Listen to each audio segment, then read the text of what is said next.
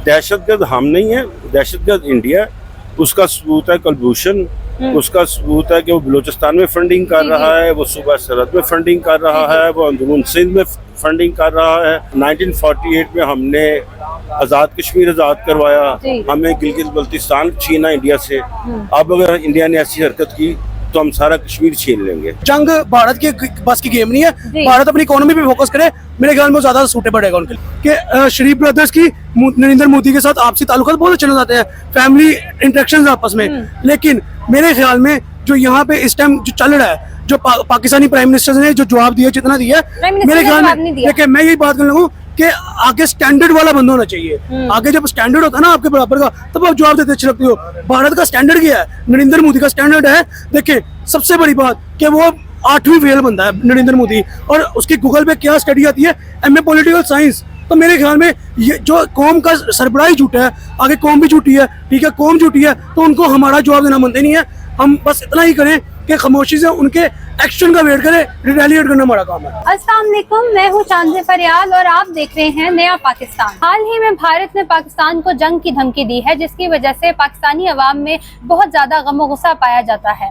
आइए जानते हैं अवाम से कि वो भारत को इन धमकियों का क्या जवाब देना चाहते हैं, और ये भी जानते हैं कि पाकिस्तानी हुकूमत ने जो रिस्पॉन्स दिया है भारत को, क्या अवाम उससे सेटिस्फाइड है। रिसेंटली भारत ने धमकी दिया पाकिस्तान को जंग की, आप भारत को इस पे क्या जवाब देंगे? देखिए डेफिनेटली बात है कि ये जंग तो पॉसिबल ही नहीं है। अब वो दौर नहीं रहा कि आप तलवारों से लड़ेंगे, अब न्यूक्लियर वार है। तो न्यूक्लियर वार में मुझे नहीं लगता कि कोई भी कंट्री पड़ेगा। और दूसरी बात ये है कि भाई इसका ये मतलब नहीं है कि इंडिया में धमाका हो गया तो उसके पीछे पाकिस्तान खड़ा हुआ है, नहीं।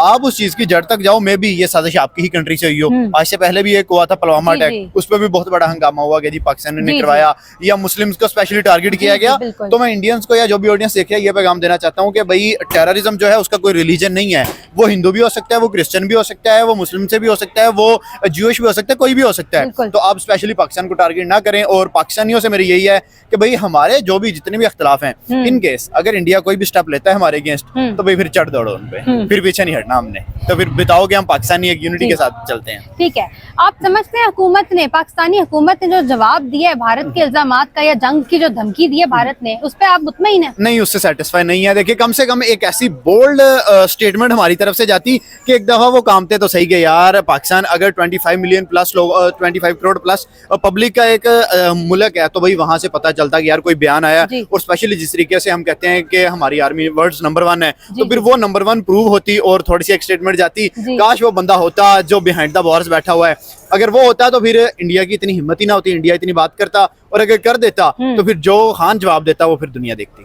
ये आपकी बात ठीक है, लेकिन कल एक कॉन्फ्रेंस की तो है, कोई थोड़ी बहुत कोशिश तो नहीं। देखें जब इस तरह का मैटर होता है तो फिर आपको बोल्ड स्टेटमेंट्स देना पड़ती हैं। अगर उन्होंने डायरेक्ट बोला कि हम आपका इंडस रिवर की जो टेरिटरी है वो खत्म कर देंगे, उसके बाद दूसरे महादे सिंध तास महादा कुछ इस तरह की डिफरेंट उन्होंने बातें की हैं, तो फिर पाकिस्तान को भी चाहिए था कि दो टोक जवाब देता कि भाई अगर हिम्मत है तो करके दिखाओ। अच्छा, प्राइम मिनिस्टर जो है हमारे करंट, वो खामोश नजर आए हैं अभी तक खामोश है। 3-4 रोज गुजर चुके हैं लेकिन वो खामोश है। क्या समझते, क्या वजह है? देखिए ज्यादा डीप तो नहीं जा सकते, ज्यादा डीप जाएंगे तो मैं ट्रबल में पड़ जाऊंगा। लेकिन बात ये करने की कि हमारे प्राइम मिनिस्टर देखें, सिलेक्टेड और इलेक्टेड में फर्क होता है। एक सिलेक्टेड जो होता है उसके कुछ अपने वर्ड्स होते हैं, और जो एक इलेक्टेड होता है फिर उसे पता होता है कि मैं भाई जमहूरियत के साथ आया हूँ, मैं पूरे राइट के साथ आया हूँ। तो ये रीजन है सिलेक्टेड और इलेक्टेड का चक्कर है सर। ठीक है, कोई लास्ट मैसेज देंगे इंडिया को?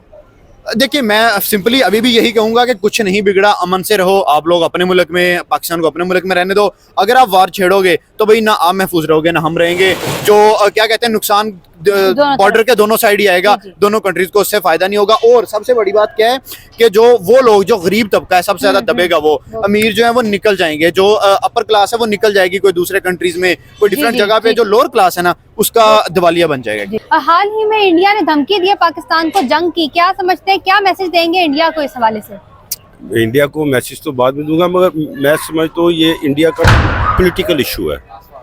क्योंकि मुझे उनके 3 माह बाद ना कुछ थोड़े बहुत इलेक्शंस होने हैं, वहाँ पे ट्रेंड ही है कि जितना पाकिस्तान के खिलाफ बोलोगे उतनी आपको वोटिंग मिलेगी, इससे ज़्यादा कुछ नहीं है।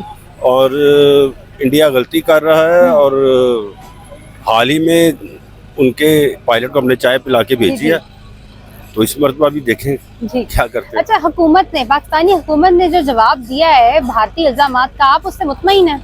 नहीं, उस पे एक्चुअली हमारा मीडिया नहीं आगे आ रहा, क्योंकि मीडिया पे रिस्ट्रिक्शंस बहुत ज़्यादा हैं। बल्कि अगर आप हुकूमत की बात करें तो मुझे बड़ा दुख से ये बात कहनी पड़ती है कि जब हमने उसको गिरफ्तार किया, पायलट को, उनके जी। क्या नाम था उसका, अभिनंदन को, तो हमारा मॉरल बहुत ऊंचा हो गया था। जी। और हमारा JF थंडर 17 के ऑर्डर्स भी बहुत जी। मिलने शुरू हो गए थे।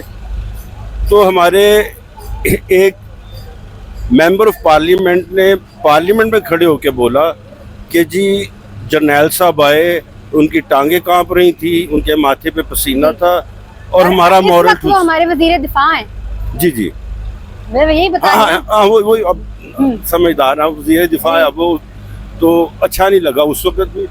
और जहाँ तक आप बात करें PM साहब की, तो उन्होंने तो आज तक कुलभूषण का नाम नहीं लिया।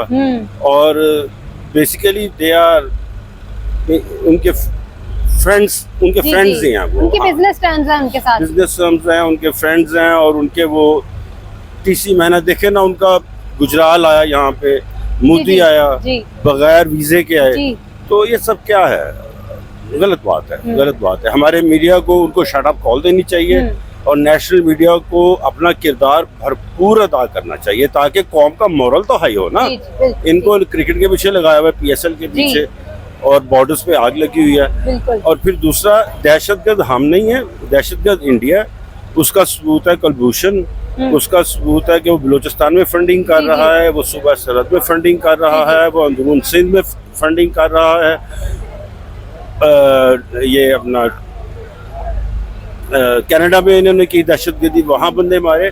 और आप अगर मीडिया से रिलेटेड हैं तो आप लगभग 1.5-2 माह पीछे चले जाएं तो इंडिया का सोशल मीडिया ये शो डाल रहा था कि हमने 12 बंदे पाकिस्तान में मारे हैं जाके, यहाँ से कोई नहीं बोला। तो वहाँ पे भी, इंडिया में भी जो कुछ हुआ हम उसकी मजम्मत करते हैं, मगर मैं जिम्मेदारी से कहता हूँ इंडिया का जो मकबूजा कश्मीर है, वहाँ पे जो कुछ भी हो रहा है ये वहाँ की अवाम अंदर से उठ के कर रही है, बाहर से कोई नहीं कर रहा।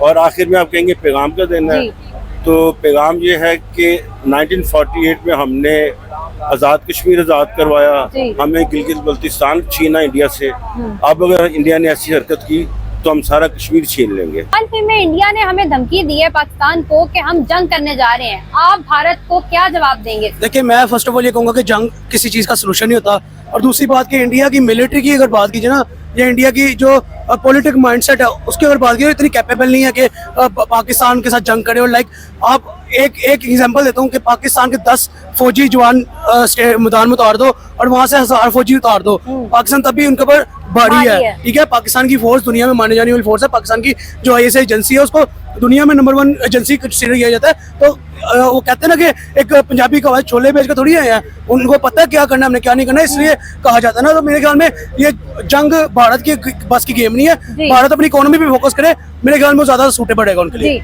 अच्छा, अवाम जो हुकूमत से पाकिस्तान ने जो जवाब दिया उससे अवाम कोई सेटिस्फाइड नजर नहीं देखिए, अवाम सेटिस्फाइड नजर आए ना है, लेकिन मैं ये समझता हूँ कि जो गवर्नमेंट इस टाइम हमारी मौजूद है, चाहे जैसी भी है, चाहे करप्शन कर रही है, जो भी कर रही है, या इलेक्शन नहीं हुई, सिलेक्शन हुई है, जो भी है, उन्होंने जितना जवाब दिया ना, मेरे ख्याल में भारत को उतना जवाब ही देना चाहिए था।